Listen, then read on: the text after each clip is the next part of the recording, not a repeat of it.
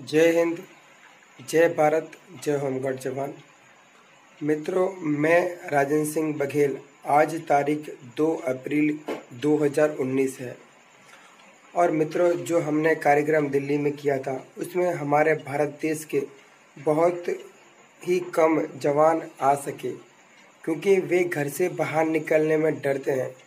मुझे कम से कम 30 या 40 हजार जवानों का पूरे देश से फ़ोन आया था, लेकिन सबके सब डरपोक हैं। ये बात साबित हो चुकी है। जो कुछ शेर थे वे दिल्ली आ गए थे।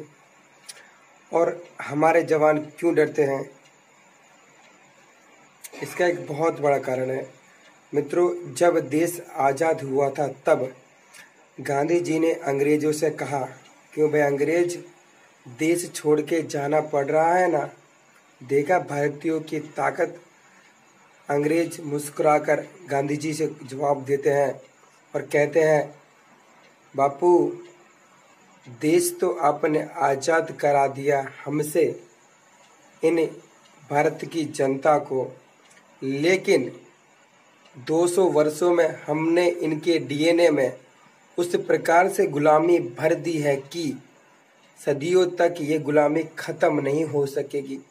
आज हम जा रहे हैं तो कल चंद गुंडे, चंद पॉलिटिशियन, चंद समाज के दबंग लोग इन पर राज करेंगे और यही भारत में होता रहेगा। सच में आज वही भारत में हो रहा है। इस बात का मुझे बहुत ज़्यादा दुख है कि आज भी हम लोग डरते हैं। हम उस भारत के रहने वाले हैं जहां छत्रपति शिवाजी महाराज, महाराणा प्रताप जैसे वीर और देवी अहिल्याबाई होलकर जैसे वीर प्रतापी महारानी तथा राजाओं का जन्मभूमि है। ये संतों की, महापुरुषों की कर्म भूमि है। हम उस कर्म भूमि में होकर भी डरते हैं, अपने हक के लिए डरते हैं। जरा याद करो महाराणा प्रताप को स्वाभिमान की और अपने हक के लिए जंगल में रहकर घास की रोटी खाना पसंद किया था, लेकिन किसी के आगे झुके नहीं थे। अब बात रही हमारी, तो मित्रों हमारे जवान डरते हैं तो उनके लिए मैंने दूसरा एक सॉल्यूशन निकाला है। ये रामबाण है। क्या है मित्रों? रामबाण। देश में आज होमगार्डों की संख्या 7.5 से ज़्यादा लाख, 7.5 लाख से ज़्यादा है। तो मित्रों, इन जवानों को हम एक दिल्ली में इकट्ठा नहीं कर पा रहे हैं क्योंकि वे डरते हैं घर से बाहर निकलने में। और क्यों डरते हैं मैंने आपको बता दिया है, इसलिए। और अब आपको क्या करना है मित्रों, आप मेरे हाथ में ये 2 एप्लीकेशन देख रहे हैं। ये पत्र मेरे हाथ में देख पा रहे हैं 2 आप। तो ये एक पत्र भारत के यशस्वी प्रधानमंत्री श्री नरेंद्र मोदी के लिए है और दूसरा पत्र भारत के राष्ट्रपति जी के लिए है। तो आपको क्या करना है, मैं आप तक ये आपके व्हाट्सएप पर ये पत्र भेज दूंगा पीडीएफ फाइल में। और आप सबको करना क्या है, इसमें नाम, पता और खुद की सिग्नेचर और मोबाइल नंबर लिखकर राष्ट्रपति को एक और एक प्रधानमंत्री जी को पोस्ट करना है। मैं आपको एड्रेस, ये पत्र सब कुछ भेज दूंगा व्हाट्सएप पर। और देश में 7.5 लाख होमगार्ड जवान हैं। अगर इन 7.5 लाख होमगार्ड जवानों में से भी सिर्फ और सिर्फ 4 से 5 लाख जवानों ने लेटर वहां भेज दिए तो दुनिया की कोई भी ताकत हमें अपना हक लेने से रोक नहीं सकती। और एक बात याद रखना, हक मांगा नहीं जाता है, हक छीना जाता है मित्रों। हमारा हक हमें छीनना पड़ेगा। और मैं रिक्वेस्ट करता हूँ देश के प्रधानमंत्री जी से और राष्ट्रपति जी से, 1947 से लेकर होमगार्डों के साथ आज तक सिर्फ अत्याचार ही हुई हैं। उनके घर की परिस्थिति बहुत ही दयनीय और दुखद है। वे घर की परिस्थितियों के कारण इस समाज में सम्मान नहीं पा रहे हैं, एक अच्छा जीवन नहीं दे पा रहे हैं, ना ही अपनी फैमिली को एक अच्छा जो सुविधाएं और जो समाज में मान सम्मान है वो नहीं दे पा रहे हैं। आप सभी से मेरा निवेदन है कि 1947 के बाद भारत में कई सारे सैनिक बल का गठन हुआ था और आज वे परमानेंट है, लेकिन होमगार्ड जवान वहीं के वहीं हैं। बॉम्बे होमगार्ड एक्ट जो अंग्रेज द्वारा बनाया गया था आज भी देश में वही लागू है। मैं आपसे निवेदन करता हूँ, मेहरबानी करके कृपया करके हम पे तरस खाएं और वो एक्ट में संशोधन करके उसको बदलाव कर दिया जाए ताकि भारत के होमगार्ड जवानों को भी उनका हक मिल जाए, उनकी घर की परिस्थितियाँ, उनके परिवारजनों को एक अच्छी सुविधा मिल जाए। और मेरे होमगार्ड जवानों, आपको क्या करना है, ये लेटर व्यक्तिगत रूप से आपको पोस्ट करना है और उसके बाद आपको इसकी आपका नाम पता भरकर इसके पहले तो फोटो खींच लेनी है। उसके बाद से एक लेटर राष्ट्रपति जी को और एक लेटर प्रधानमंत्री जी को पोस्ट कर देना है। मैं आपको एड्रेस दे दूंगा, ठीक है, उस एड्रेस पर।